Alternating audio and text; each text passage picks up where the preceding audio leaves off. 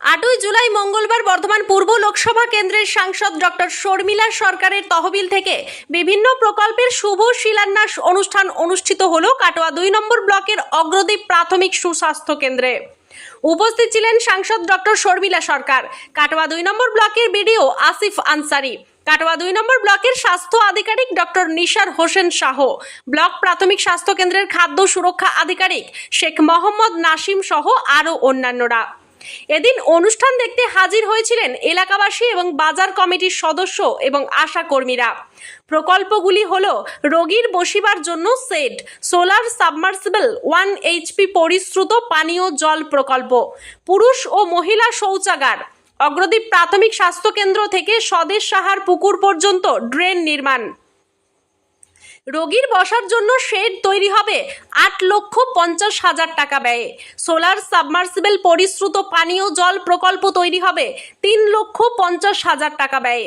স্বাস্থ্যকেন্দ্রে বৃক্ষরোপণ কর্মসূচিও করা হয়। এদিন সাংসদ শর্মিলা সরকারকে কাছে পেয়ে এলাকাবাসী ও বাজার কমিটির সদস্যরা দাবি করেন অগ্রদীপ প্রাথমিক সুস্বাস্থ্য কেন্দ্রে দিবারাত্র ডাক্তারবাবু বসার পাশাপাশি হাই ড্রেন এবং রাস্তা তৈরি করে দেওয়ার। এলাকাবাসীদেরকে আশ্বাস দেন তিনি, আগামী দিনে এলাকার সমস্যার সমাধান করা হবে। সাংসদের এই আশ্বাস পেয়ে খুশি হয়েছেন এলাকাবাসী ও বাজার কমিটির সদস্যরা। কাটোয়া থেকে রাহুল রায়ের রিপোর্ট, সোজা কথা নিউজ, পূর্ব বর্ধমান। অলরেডি এই হসপিটালটা নিয়ে আমাদের হেলথের চিফ সেক্রেটারির সাথে কথা বলেছি, মিস্টার নিগমের সাথে কথা বলেছি। তো ওনার যেটা বক্তব্য যে হ্যাঁ এটাকে একমাত্র দেখুন সবকিছুর একটা নিয়ম থাকে, যে আমি বললাম এখানে 24 ঘন্টা ডাক্তার দিতে পারবো না যদি না এটা বিপিএইচসি হয়। শুধুমাত্র পিএইচসি থাকলে প্রাইমারি হেলথ সেন্টারে কিন্তু 24 ঘন্টা ডাক্তারি পরিষেবার কোনো মানে অপশন নেই। এটা হ্যাঁ একদম সেটা নিয়ে আমি কথা বলছি। এটাই আমি চেষ্টা করছি, মানে এটা আমি বলছি যতদিন এটা পিএইচসি আছে এটাকে কিছু করা যাবে না, ততদিন ওপিডি ট্রিটমেন্টই হবে, 24 ঘন্টা ডাক্তার পাওয়া যাবে না। এবার এটাকে যদি বিপিএইচসি করা যায় এবং নওপাড়াটাকে যদি রুরাল হসপিটাল করা যায় তখন এখানে সম্ভব। এবার এটাকে বিপিএইচসি করতে গেলে অনেক কিছু ব্যাপার রয়েছে, যে একটা যেখানে 70-80টা বা 90টা পেশেন্ট আসছে তাকে হুট করে বিপিএইচসি করবে না। আমাদের তো দেখাতেও হবে যেখানে তোমার কত রুগী আসছে, কত পরিষেবা পাচ্ছে। এবার সেটা করতে গেলে আমাদের একটু একটু করে যদি এইভাবে পরিকাঠামোগত আমরা উন্নতি করতে পারি, ধরুন ডাক্তাররা এখন প্রত্যেকদিন আসছেন, সেই হিসেবে যদি সেই কথাটা চারিদিকে চালু হয়, লোকজন প্রচুর আসে, বা হচ্ছে আমাদের যাতায়াতের যে সমস্যাগুলো রয়েছে বা হসপিটালের ভেতরে রাস্তা খারাপ রয়েছে বা বসার জায়গা নেই, পেশেন্টরা এসে টয়লেট নেই, তো এই বিষয়গুলোর দিকটা আমি প্রথমে দেখছি। কারণ আমার মনে হচ্ছে এইগুলো করলে রোগীর সংখ্যা বাড়বে, রোগীর সংখ্যা বাড়লে আমরা তখন অ্যাপ্রোচ করতে পারবো। মানে ধীরে ধীরে কিন্তু ওরকম হুট করে বললাম আর বিপিএইচসি হয়ে গেল সেটা কিন্তু হবে না। কারণ হ্যাঁ এটা একটা লম্বা প্রসেস এবং সেটার মধ্যে আমি আছি, এইটুকু আপনাদেরকে বলার যে কারণ 24 ঘন্টা ডাক্তার একটা পিএইচসিতে থাকবে না। একটা ডাক্তারের ডিউটি হচ্ছে যেরকম স্কুলে যেরকম পড়ানোর একটা ডিউটি থাকে, এখান থেকে এই পর্যন্ত ডাক্তারদেরও কিন্তু সেরকম আছে। যদি একটানা ডিউটি করে সেটা আলাদা ব্যাপার, আর না হলেও টোটাল ডিউটি আওয়ার্স হচ্ছে 42 ঘন্টা। ঠিক আছে, তো 42 ঘন্টার মধ্যে যদি 24 ঘন্টা থাকতে হয় তাহলে সে দুদিনও থাকতে পারবে না। তাহলে এখানে আমাকে অনেকগুলো ডাক্তার লাগবে।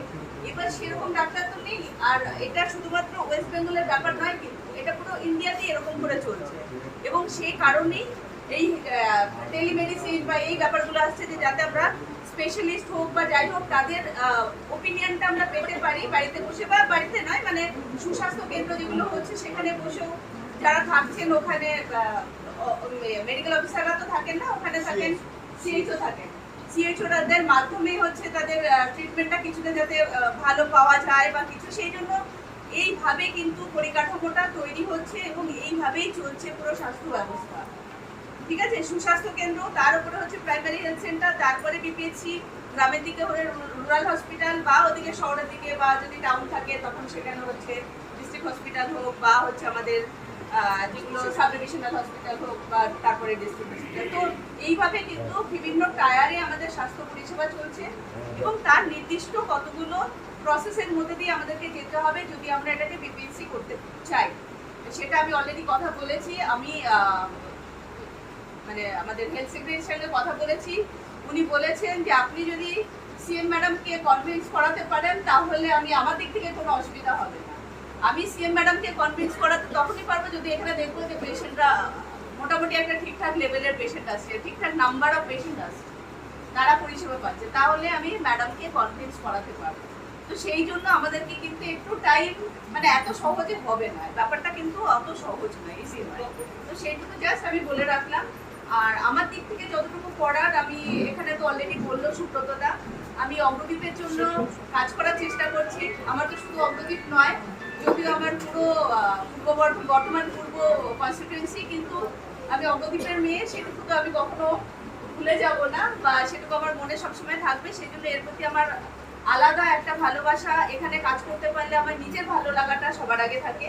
তো সেই জন্য আমি চেষ্টা করছি এখানকার উন্নতি আমার দিক থেকে যতটুকু সম্ভব, খুব ক্ষুদ্রভাবে একটু, মানে যতটুকু আমার পক্ষে সম্ভব ততটুকুই করতে পারবো। কারণ আমার তো লিমিটেশন আছে। কারণ এক জায়গায় খুব বেশি করতে গেলে অন্যান্য জায়গায় লোকজন তখন বলবে যে পুরো নিজের জায়গা বলে পুরোটা কনসেন্ট্রেট করছে। তো সুতরাং আমি প্রথমবারে যতটুকু করেছি, আমি সেকেন্ড টাইমেও কিছুটা এখানে আবার হসপিটালে আজকেই শুনলাম, এই দেখলাম তো যে রাস্তাটার খুবই বাজে অবস্থা। তো সেখানে যাতায়াত করতে অসুবিধা হচ্ছে এই রাস্তাটার জন্য। এবং এই পুরোনো যে বিল্ডিংটা রয়েছে সামনে, ওটা আমি ডিএম ম্যাডামকে বলেছিলাম, কিছুতেই আসছিলেন না ভিজিটে, যে এটাকে কন্ডেম অ্যাটলিস্ট আপনারা যদি ডিক্লেয়ার করেন তাহলে আমরা এখানে যেটা পেশেন্ট ওয়েটিং শেড হচ্ছে, তাহলে এটা এই জায়গাটা করতে পারতাম, তাহলে ভালো হতো আর কি ব্যাপারটা। কিন্তু সেটা ওনারা দেখে গেছেন, কয়েকদিন আগেই আসলেন, বিমল স্যারও এসেছিলেন সাথে। ওনারা বলে গেছেন যে এখানে কোনো, যাই হোক, ক্রাইটেরিয়ার মধ্যে পড়ে না, যে ভার্টিক্যাল কোনো ক্র্যাক নেই বলে এটাকে কন্ডেম করা যাবে না বা রিপেয়ার করা যাবে। ওনারা বলে গেছেন, ওনারা সেই হিসেবেই রিপোর্ট দেবেন। এখনো পর্যন্ত রিপোর্টটা আমার কাছে আসেনি, কিন্তু মৌখিকভাবে এটুকু জানতে পেরেছি যে এটাকে কন্ডেম করা যাবে না, রিপেয়ার করতে হবে। সুতরাং এটাকে যদি ঠিকঠাক করে রিপেয়ার করতে হয়, তার জন্য যেটা লাগবে ওই দিক থেকে তো করবে না। তো সেই ক্ষেত্রেও আমি আমার এমবি ফান্ড থেকেই আমি দেখছি ওই বিল্ডিংটাকে রিপেয়ার করে ওটাকেও যাতে আমরা ব্যবহার করতে পারি এবং এই রাস্তাটা করতে পারি, এইটুকু এখন এইবারে আমি এই হসপিটালের জন্য ভেবে রেখেছি। পরবর্তীকালে হসপিটালটাকে আরেকটু কিভাবে ভালো করা যায় সেদিকটা আমি নিশ্চয়ই দেখবো। আমার মনে হয় এখানে রোগী পরিষেবা আগের থেকে অনেকটা ভালো হয়েছে, ডাক্তাররা প্রত্যেকদিন আসছেন। কিন্তু কিছু তো সমস্যা আছে, আপনারাও জানেন যে রিক্রুটমেন্ট বা সেই রিলেটেড অনেক ইস্যু রয়েছে, সেই জন্য রিক্রুটমেন্টও ঠিকঠাক করে হচ্ছে না, সেই জন্য ডাক্তাররা আসতেও পারছেন না, আমাদের ডাক্তারের সংখ্যাও কম রয়েছে। প্রত্যেকটা ও জানে ভালো করে যে ওকে কিভাবে, আপনারা তো সব বলে দেন, মানে আমরাও বলি আর কি ওদেরকে, কিন্তু যারা চালায় তারা জানে যে কিভাবে প্রত্যেকটা, শুধু ওখানে নপাড়া হসপিটাল না, বিপিএসসি নয়, তার সাথে আরো ওদের 3টে চলে, তাই তো? সিঙ্গি চলে, এখানে চলে। সিঙ্গিতে তো একটাও ডাক্তার দিতে পারে না, সপ্তাহে একদিনও যায় না। আমি ওখানে গেছিলাম, আমি বলে এসেছি অ্যাটলিস্ট দুটো দিন যাতে ওখানে যেতে পারে। লাস্ট উইকে আমি 3-4 দিন আগেই ডক্টরস ডেতে, মানে 1 জুলাই আমি গেছিলাম, ওখানে সিএমএল স্যারের সাথে আমি আবার বলে এসেছি যে অ্যাটলিস্ট 2 দিন করে যাতে ওখানে ডক্টর যায় সেটা দেখতে। ওখানে